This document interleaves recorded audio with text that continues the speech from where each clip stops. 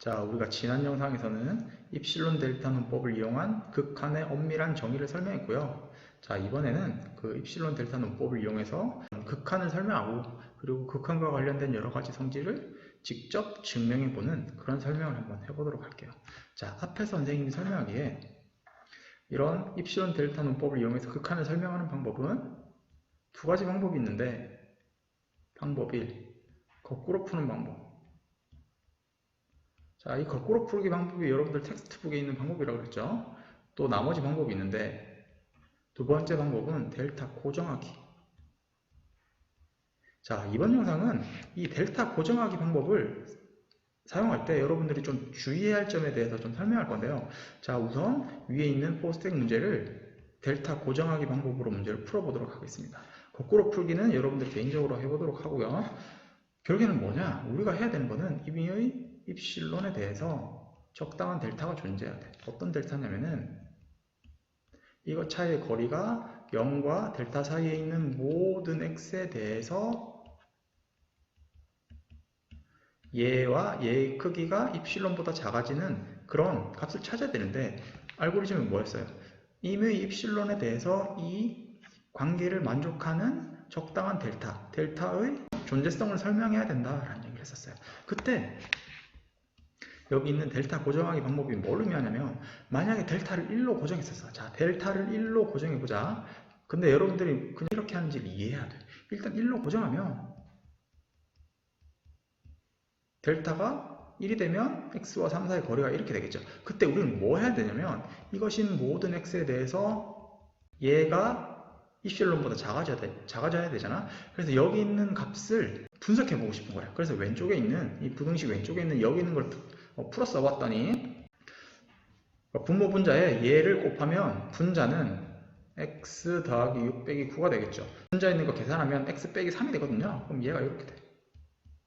곱하기 루트 x 더하기 6 3분의 1. 자, 우리가 결국에는 이 델타 고정하기 방법의 가장 큰 핵심은 뭐냐면, 여기 있는 게 얘가 우리가 결국에 여기가 델타가 들어갈 값이잖아. 우리가 지금 델타를 1이라고 본 거고, 그럼 결국에는 얘가 델타보다 작은 거거든. 근데 얘에 대한 어떤 범위만 알 수 있으면 여기 있는 동그라미와 여기 있는 동그라미를 곱한 게 입실론보다 작아져야 되니까, 결국에는 우리가 알아야 되는 게 여기 있는 값의 범위를 알고 싶다라는 거야.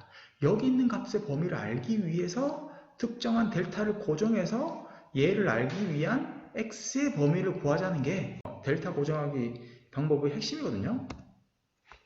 따라서 여기 있는 델타가 1이 됐다면 x의 범위는 이렇게 되니까, 이렇게 되고 양변 3을 더하면 4가 되고, 자, 이때 우리가 그 다음 어떤 과정을 밟을 거냐면, 결국에는 얘의 범위가 알고 싶어. x에 6을 더한 루트 더하기 3이니까 여기다 6을 각변에 더해볼까요? 이렇게 되고, 루트를 씌운 게 알고 싶으니까 루트 8, 루트에 x 더하기 6, 루트 10. 거기다가 3을 더해보도록 하겠습니다. 루트 8 더하기 3, x 더하기 6에 3을 더한 거, 루트 10에 3을 더한 거. 근데 결국엔 우리는 뭘 알고 싶어? 이렇게 생긴 놈의 역수의 절대값을 알고 싶으니까, 결국에는 루트 x 더하기 6 더하기 3분의 1의 절대값이 루트 8 더하기 3분의 1 보다 작다는 얘기를 할 수 있다는 거죠. 자, 이제 여기서 중요한 건데, 여기 있는 게 여기 있는 값보다 작아. 즉 여기 있는 값이 루트 8 더하기 3분의 1보다 작다는 얘기를 할 수 있겠죠. 그러면 얘랑 곱한 게 입실론보다 작아지려면 여기 있는 델타가 어떤 거랑 비교할 수 있겠냐? 루트 8 더하기 3에 곱하기 입실론 얘와 비교할 수 있으면 얘랑 곱하면 약분돼서 결국엔 입실론과 비교할 수 있지 않을까라는 생각을 할 수 있다는 거죠. 그래서 결국엔 여러분들이 어떻게 정리해야 되냐면, 내가 델타를 어떻게 결정할 거다? 여기 있는 루트 8 더하기 3의 입실론과 우리가 처음에 x의 범위를 구하기 위해서 처음에 설정했던 1. 자, 선생님 여기 좀 다시 쓸게요.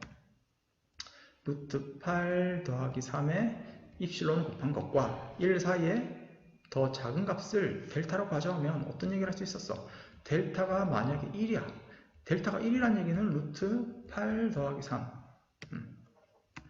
루트 8 더하기 3에다가 입실론을 곱한 것보다는 작은 거죠. 그 작은 것에 대해서 x 빼기 1이 만약에 델타보다 작은 거면 결국엔 얘가 1인 상황인 거잖아요. 그럼 이렇게 되면은 위의 과정에 의해서 얘가 루트 8분의 3, 루트 8 플러스 3분의 1, 얘보다 작다는 얘기를 할 수 있고, 따라서 그렇게 된다면 얘는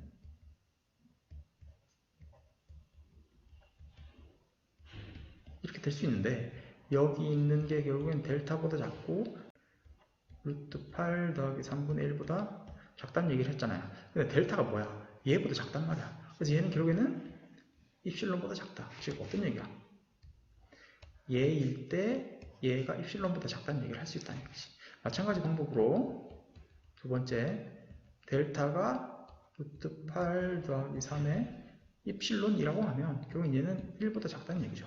그러면 x 빼기 1이 델타라고 했을 때 이 델타는 1보다 작게 되고 1보다 작게 되므로 위의 과정을 또 마무리 지으면 입실론과 델타의 관계를 설명할 수 있다는 얘기인 거예요. 자, 방금 11페이지에 있는 포스트의 기출 문제를 델타 고정하기 방법으로 풀었는데요. 델타 고정하기 방법으로 풀 때 여러분들이 좀 조심해야 될 문제가 있어요. 자, 얘 문제를 델타 고정하기 방법으로 문제를 풀 건데 여러분들 조심해야 될 부분이 어딘지를 좀 체크해서 설명해 보도록 하겠습니다. 자, 얘를 설명한다는 얘기는 똑같이 또 쓰면 입실론이 주어졌을 때 적당한 델타가 존재해야 되는데 어떤 델타냐면 얘가 그러니까 x와 마이너스 1의 차이니까 이렇게 되겠죠. 그게 델타보다 작아지는 모든 x에 대해서 그게 여기 있는 임의의 입실론에 대한 부등식을 만족해야 돼. 그렇게 되게 하는 델타의 존재성을 찾아야 되잖아요. 그렇게 하기 위해서 델타를 고정할 건데 우리가 계속 지금 델타를 1이라고 고정했잖아. 자, 지금도 델타를 1이라고 한번 고정해 봅시다. 그때 얘에 대한 어떤 설명을 해야 되니까 얘를 좀 풀어야 되잖아. 그래서 얘를 통분하면, 자, 여기 있는 걸 통분하면 여러분들 x 빼기 2x 빼기 1에 대한 절대값, 그럼 분자가 마이너스 x 마이너스 1이니까 그럼 얘를 절대값 붙이면 이렇게 설명할 수 있겠죠?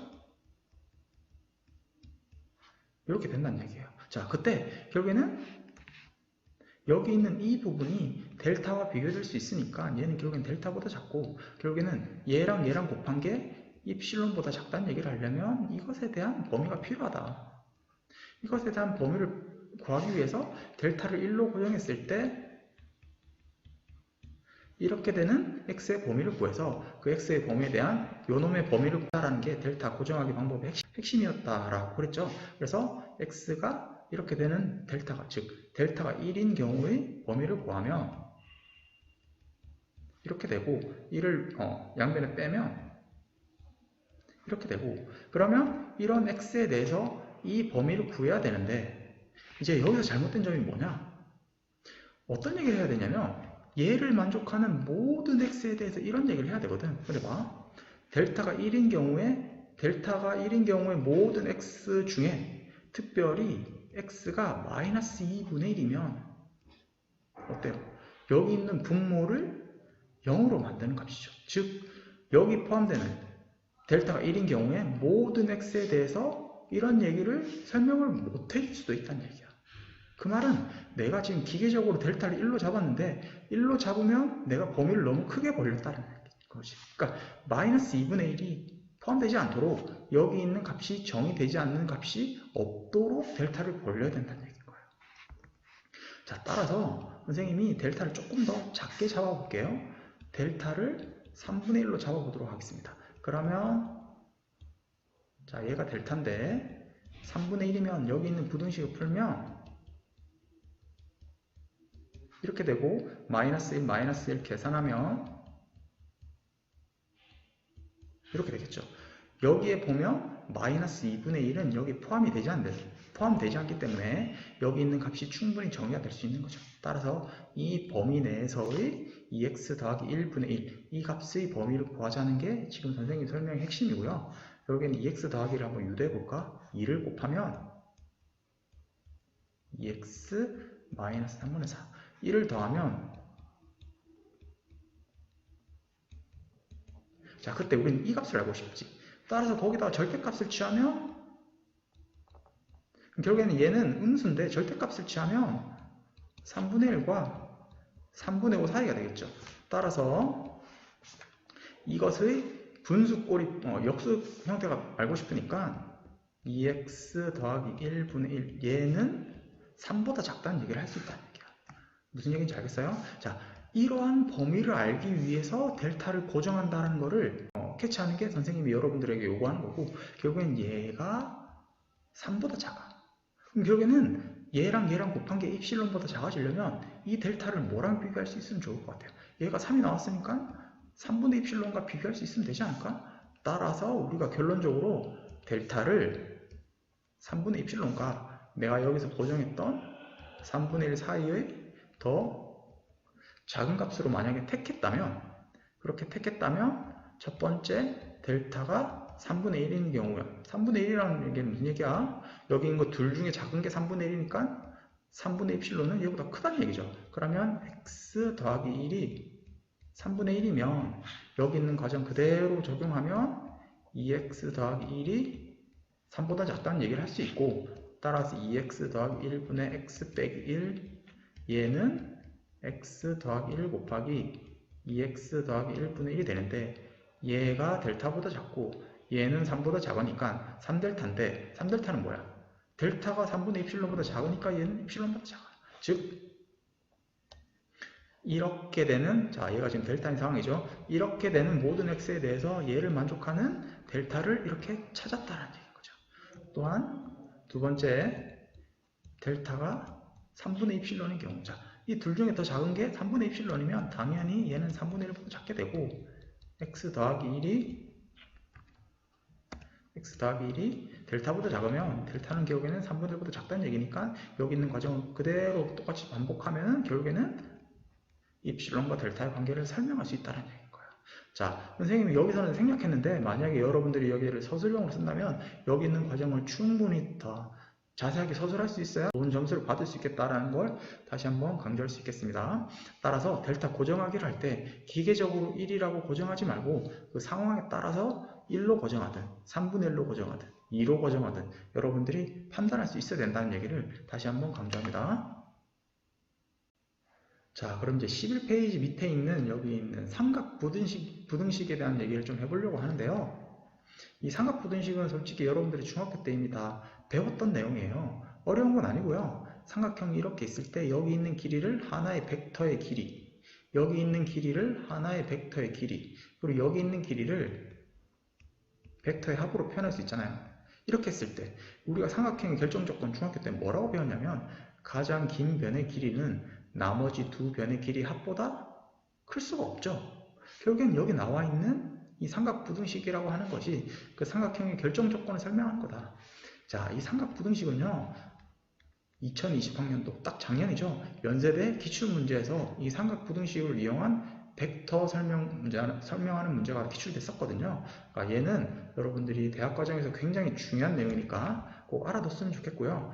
입실론 델타 논법을 이용한 다양한 증명 문제도 활용되기 때문에 선생님 지금 한번 언급해 보도록 하겠습니다. 자, 얘를 이용한 코롤러리 중에 특징적인 게 두 개가 있는데 자, 얘는 어떻게 유도할 수 있냐면 위에 있는 삼각 부등식에서 b 대신에 마이너스 b 위에 있는 삼각 부등식에서 b 대신에 마이너스 b를 대입하면 얘를 바로 유도할 수 있고요.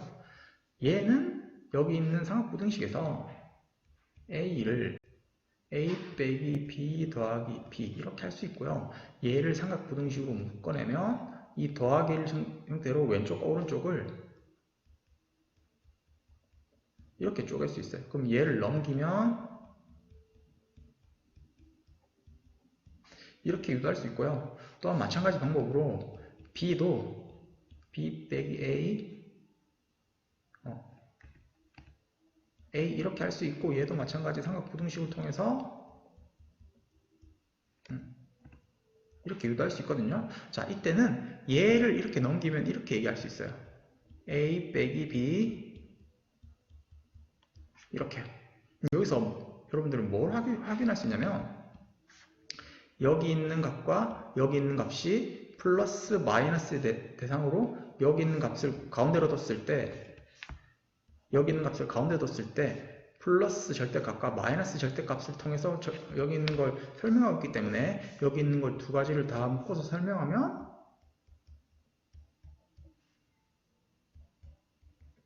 얘와 얘를 이용해서 설명할 수 있겠다. 얘를 종합하면 얘를 설명할 수 있겠다라는 얘기인 거예요. 자, 다음 페이지에서 이 삼각부등식을 활용해서 극한과 관련된 여러 가지 성질을 증명해 보도록 하겠습니다. 자, 이어서 12페이지 설명해 보도록 할게요. 이제 입실론 델타 논법의 진정한 의미는 이것에 대한 증명을 우리가 수식을 이용해서, 즉 부등식을 이용해서 논리적으로 서술할 수 있다는 건데, 기존에 우리가 알고 있던 극한값의 성질 얘를 직관적으로만 받아들였지만 극한의 엄밀한 정의를 이용해서 증명을 해보자는 얘기예요. 수식을 이용해서 논리적으로 증명해보고 싶은 거거든요. 자, 얘를 같이 한번 생각해 보도록 하겠습니다. 우선 각각의 극한값이 존재해. 각각의 극한값이 존재하기 때문에 이미 입실론에 대해서 적당한 델타, 자 델타 1이 존재하는데 델타 1은 x 빼기 c, 델타 1 이렇게 0보다 크죠? 얘를 만족하는 모든 x에 대해서 fx와 라지 L 사이의 크기가 입실론보다 작다는 얘기를 할 수 있고, 또한 얘도 극한값이 존재하기 때문에 그것과 관련되는 적당한 델타 2가 존재해서 얘도 만족하기를 x 빼기 c, 델타 2가 0보다 클 때 얘를 만족하는 모든 x에 대해서 gx와 라지 m의 크기가 입실론보다 작다는 얘기를 할 수 있다는 거죠. 근데 우리는 결국엔 뭐냐면 여기 있는 극한을 설명해야 되거든. 여기 있는 극한. 여기 있는 극한을 설명해야 되니까 결국엔 이미 입실론을 가져왔을 때 무슨 얘기를 해야 되냐면 fx 더하기 gx 이 대상과 라지 m과 라지 m 얘를 계산한 이 결과가 입실론보다 작아진다는 얘기를 해야 된다는 거지. 근데 여기 있는 L, M, 입실론에 대한 관계가 이미 여기다 서술되어 있거든. 그러니까 여기서 어떤 얘기를 하고 싶냐면 결국엔 얘도 적당한 델타란 값과 0 사이에서 XC가 움직일 때 여기 있는 모든 X에 대해서 이런 얘기를 할 수 있어야 되거든. 그럼 그 델타를 어떻게 가져올 거냐면 여기 있는 F, G, L, M의 관계가 여기 다 포함되어 있어. 따라서 이 델타가 이 델타 1과 이 델타 2를 모두 설명할 수 있었으면 좋겠다는 얘기지. 그렇게 모두 설명하기 위해서는 어떻게 하면 되냐면 둘 다 성립하기 위해서 우리가 앞에서 계속 썼던 테크닉은 뭐냐면 앞에서 얘기했던 델타 1과 앞에서 얘기했던 델타 2 이거 둘 중에 더 작은 값으로 택한다는 거지. 이것이라면 이거 실 때 무슨 얘기를 할 수 있죠? 자, 여기 있는 것만 떼어볼게. 자, 여기 있는 것만 떼어서 삼각부등식에 의해서 여기서 이제 삼각부등식이 굉장히 강력하게 사는데 얘를 이렇게 쓸 수 있어요. fx 빼기 l. 자, 여기 있는 절대값 안만 계산해보자. 이렇게. 그럼 절대값. 그러면 삼각부등식을 이용하면 뭐라고 할 수 있냐면 여기 있는 더하기를 이렇게 가져오고 여기 있는 더하기를 이렇게 가져올 수 있거든? 근데 여기 있는 값이 입실론보다 작다는 걸 이미 얘기했고 여기 있는 값이 입실론보다 작다는 얘기를 이미 했어. 근데 합해서 입실론보다 작아지면 되니까 결국에는 여기 있는 극한을 설명할 때 얘를 처음부터 2분의 입실론으로 가져오면 돼요. 얘도 2분의 입실론으로. 그럼 얘가 2분의 입실론, 2분의 입실론이니까 더하면 입실론보다 작다. 그래서 따라서 어떤 임의의 입실론을 가져왔을 때 그 입실론에 대해서 이것일 때 이런 관계를 만족하는 델타의 존재성을 밝혔기 때문에 얘가 증명이 된다. 이렇게 마무리할 수 있겠다는 거죠. 그러니까 굉장히 복잡해 보이지만 이런 직관적으로 당연하다는 사실조차 우리가 엄밀하게 수학적으로 설명을 못했거든. 그러니까 입실론 델타 논법을 이용해서 이런 것들을 다 설명할 수 있게 됐다라는 게 핵심입니다. 자, 여기 있는 밑에 있는 것도 굉장히 중요한 얘기인데, 자, 밑에 있는 거는 보통 여기 uniqueness, 그러니까 극한값은 유일하게 존재한다 라는 얘기거든요. fx의 극한이 존재하는데 L1, L2로서 존재했다면 그게 유일하다는 얘기는 무슨 얘기야? 결국에는 그 L1, L2가 같을 수밖에 없다. 자, 같다는 거를 수학적으로 어떻게 설명할 거냐면 얘는 지금 결국에는 C, 극한 C에서의 극한값이잖아요. 그러니까 C에서의 극한값이니까 그 극한값이 같다는 얘기는 C 근처에서는 L1과 L2의 차이가 거의 없다는 얘기예요. 그 말은 무슨 말이야? 뺐을 때 차이, 얘가 거의 0으로 가까이 간다는 얘기를 설명하고 싶은 거야. 그러면 이 0으로 가까이 간다는 얘기를 어떻게 설명할 거냐면 입실론 델타 논법으로 설명할 건데, 자, L1 빼기 L2를 얘가 결국에는 입실론보다 작다는 얘기를 유도하겠다는 얘기인 거예요. 자, 이 얘기가 왜 중요하냐면 우리가 앞 페이지에서 무슨 얘기했냐면 이미 입실론에 대해서 그 입실론이 입실론과 0 사이에 있는 이 값은 0밖에 없다는 얘기를 했었을 거예요. 그죠? 얘도 선생님이 유도를 했었잖아요. 결국에는 L1과 L2가 차이가 거의 없다는 얘기는 입실론보다 작다는 얘기인데 얘가 결국엔 절대값이니까 0보다 작거나 커야 되잖아요.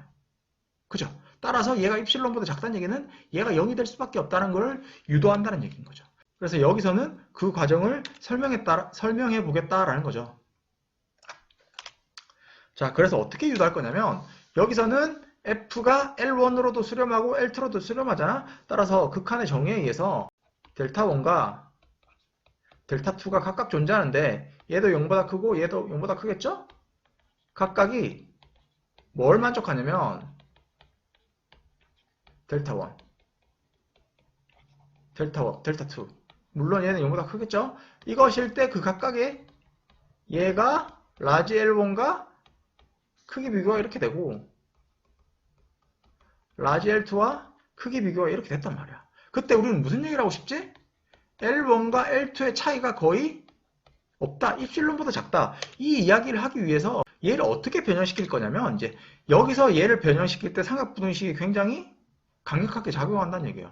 얘를 L1과 L2를 매개하는 fx를 통해서 빼기 fx 더하기 fx 이렇게 유도하겠다는 얘기. 그럼 얘는 어떻게 유도할 수 있죠? L1 빼기 fx 더하기 fx L2.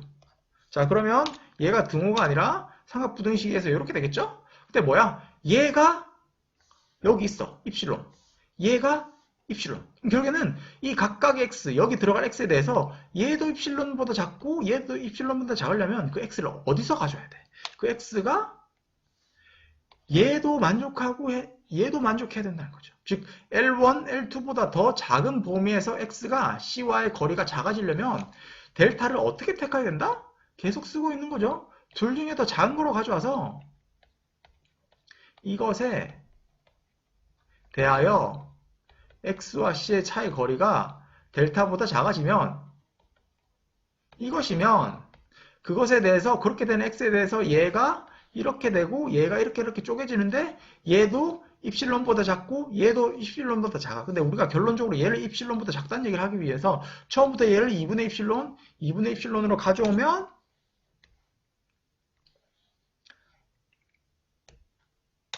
얘가 2분의 입실론, 2분의 입실론이 되기 때문에 이 더한 값이 결국에는 입실론보다 작다. 따라서 극한은 유일하다라는 것을 증명할 수 있겠다라는 거죠.